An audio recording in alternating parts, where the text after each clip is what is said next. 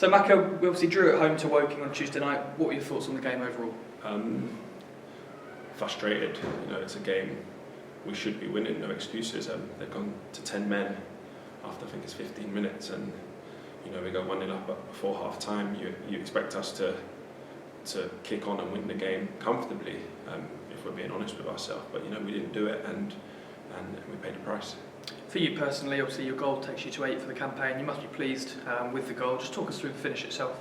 Yeah, I think I've not had a lot of shots, and before the game I said to myself, if anything's in the box, I'm shooting, because other strikers in the league, they're getting a lot of goals, and I've been looking at their goals and they're just like 50-50 half chances really. So gladly I swiveled and hit it, and it went in. So it was very pleasing for me.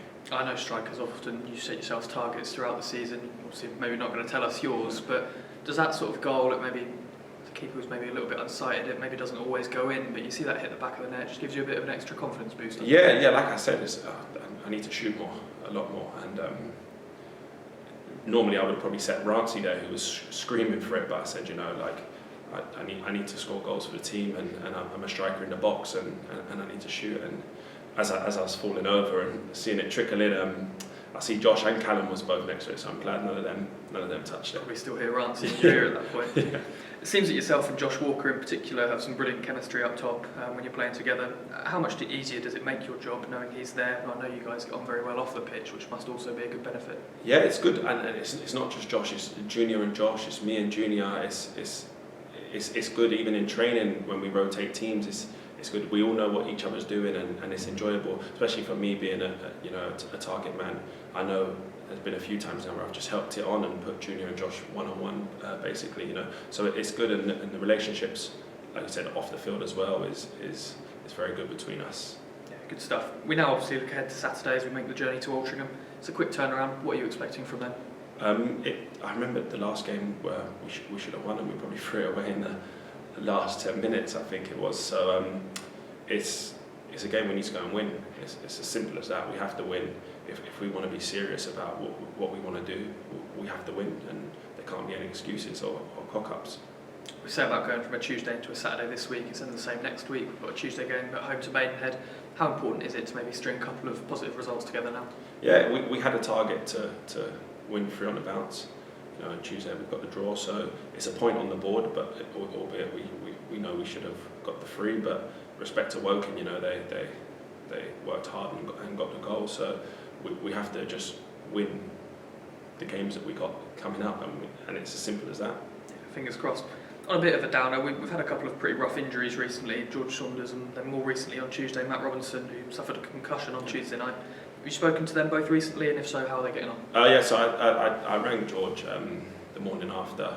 He was happy, he was all right. He told me he was walking about. I couldn't believe it, because obviously on the pitch I was right next to him, and we all saw your reaction. Yeah, saw his leg, so it sort of shook me up a bit, and then obviously Cameron on Tuesday, I've gone into the physio room at half time, and he's slurring his words, and it's probably the most sense he's spoke all season, but no, he was slurring his words and throwing up. So I messaged him that evening and this morning, and he's fine, but I think he has to do the protocol now, and we'll see him back in 10 days. Yeah, good stuff. We've obviously been drawn at home to York City in the Bill Bass FA Trophy quarter-final.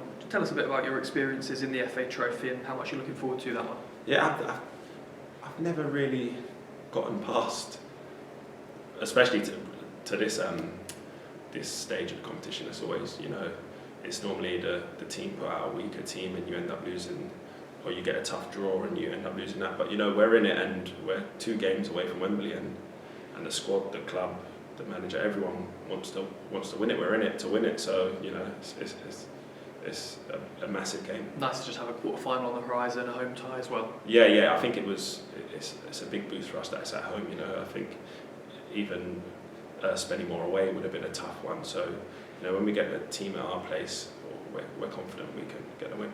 Touching on it being a home tie, of course, the fans have been brilliant all season round. How important are they when it comes to being our 12th man? I know it's a cliche, but particularly on those tough away days like Saturday's due to be. Yeah, there's nothing better in football than your fans singing your name, and you playing well and your fans are behind you, it's one of the best feelings, you know, and then scoring in front of them and they're buzzing and they're singing, and so they're massively important for us.